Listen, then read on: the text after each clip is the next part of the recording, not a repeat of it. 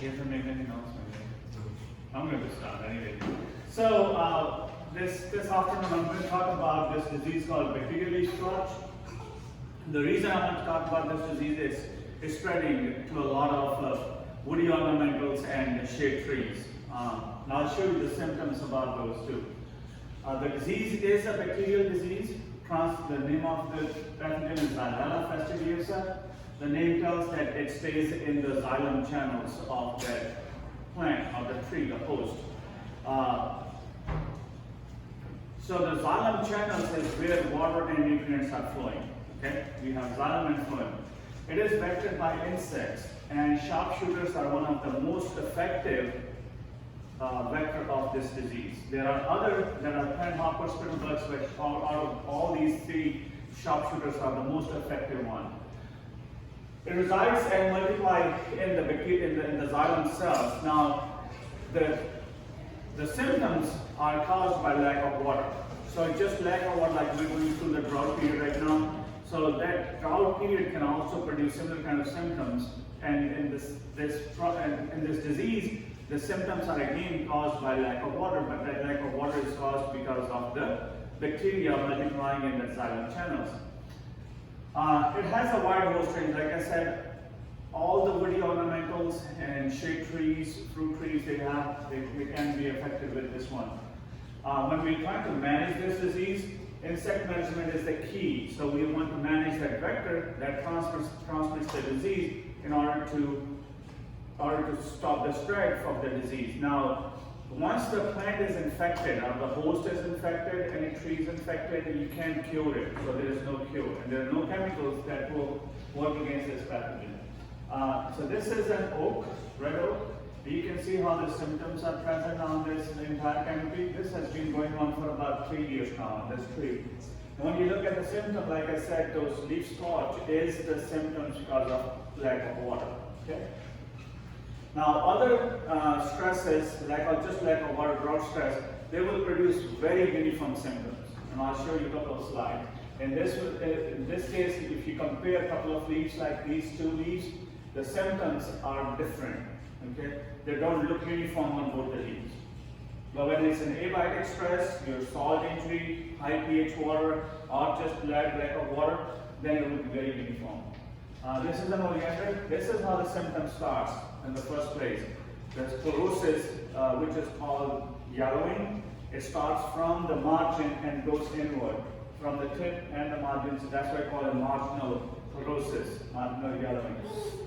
And then followed by the necrosis, which is death of the tissue. So once you have the yellowing, then it will turn like that. Again, just like all water symptoms. This is loquat, Japanese plant, if you're familiar with this host.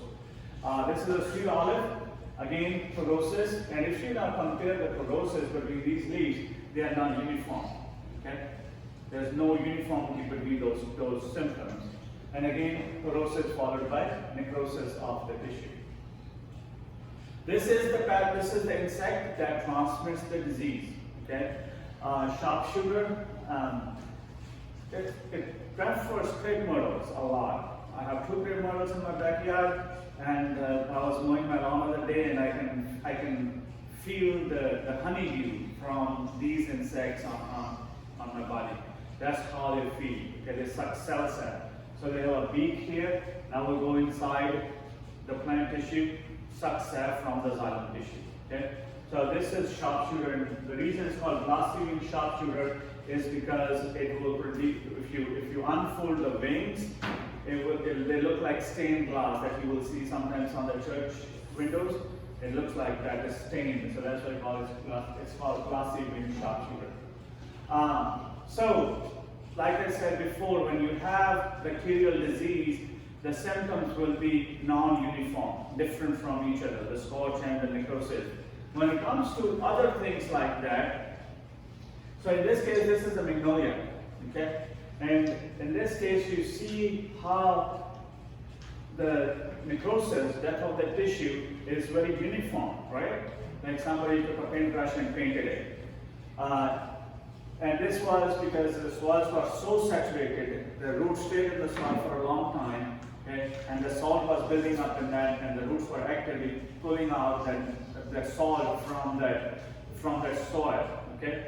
And that's why you start seeing the burn, the marginal burn on this one. These are blueberries, and do you know what blueberries pH like? Like what pH, soil pH should be good for blueberries? 4.5 to 5.5. And these blueberries were irrigated with sitting water with a water pH of 8 to 9. Okay, so that was also causing the sodium to go into the plant and causing that marginal leaf burn. Okay. Now, so the question is now how the bacterium is causing the lack of water. It's actually not the bacterium that's causing the lack of water, it's the plant itself. So think about those xylem channels as like PVC pipe. Okay? So the water is flowing through the PVC pipe. When the host tissue detects that there is some foreign particle growing in the xylem channels, the parenchyma cells of those xylem channels will start producing outgrowth so that they can stop the spread of that bacterium from one location to another location. When they do that, the process is called tylosis. When they do that, the tissue that's outgrowing clogs those xylem channels, okay? And that results in the leaf necrosis and chlorosis followed by necrosis. Okay? Now this is the tree that I showed you in the first picture. Remember that red oak tree? Okay, so you can see, I don't know, can you see the symptoms still there? So the symptoms of chlorosis, leaf marginal necrosis, they are there. And this is a tree next to it, perfectly fine. But if you look at the top, you start seeing some of the same similar symptoms on that tree too. So that shows you that those insects can move the bacterium from diseased trees to the healthy trees. Okay? How do you manage it? Okay, very difficult to manage. Like I said before, once the host is contaminated, the host is infected with this bacterium, there is no cure. We were here in New Orleans a couple of weeks ago, and there was a sweet olive tree that was positive for bacterial Scorch, and then there was oleander that were also positive. So the client, the homeowner asked us, so how did it come in? Okay? How did it come into that garden? And I asked the question, you had this, which one is newer plant? And he said oleander. Okay? Oleander is a very, I would say, effective host or a preferred host for this disease. So he brought in oleander, which was infected, okay? Planted it. Now his sweet olive is showing the symptoms within a year or so. Okay? I had another case a couple of years ago in Covington. They had a beautiful magnolia tree that was planted by their great-grandfather, and they were emotionally attached to that tree. They brought in some sweet olives, smaller sweet olives. They were infected too. And then the insect moved the bacterium from those sweet olives to that large magnolia, and the magnolia died after about 2 to 3 years. Live oaks are a big host for this disease, and those live oaks may not show symptoms immediately. It may take 4, 5, 6, 7 years for them to produce those symptoms. So it's very important that you monitor that insect population. Now, when you're buying something new, make sure you bring them and monitor them for some time if the symptoms develop before you put them in the ground. Drought stress. So like I just showed you, that the drought stress, if you go outside now, you will see some of the trees are showing those symptoms too. That's not bacterial Scorch. There is a ginkgo over there and the entrance, the leaves are dropping and they're turning like the scorching going from the outside to inwards. That is actually the drought stress. Okay, so drought stress will make it. Drought stress will make the trees stressed out, and when the trees are stressed out, they are highly susceptible to going through the disease period. Okay. Insect vectors. Now I understand that some of those large trees you can't do anything, but if you have those smaller woody ornamentals that are also host for this disease, you can definitely use something like a systemic insecticide that you will do once or twice a year.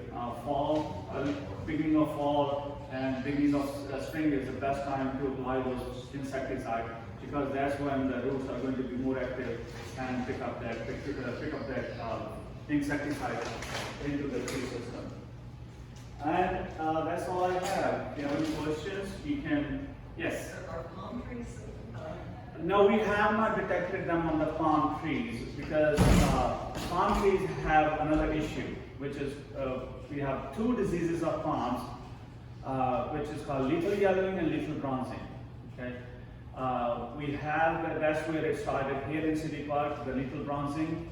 I think that started in 2013, and most of the many islanded palms that you will see, or queen palms that you will see, if they're drooping their leaves, that's lethal bronzing. And if you go on North Carlton Avenue, it was full of palms. The palms are all gone. And from 2015 to 2017, we did a survey here, and we found Old East Jefferson, St. Bernard Parish infected with those palms, infected with those lethal bronzing. Now, 2017, we found a lethal yellowing in Baton Rouge. That was the first time that was reported here.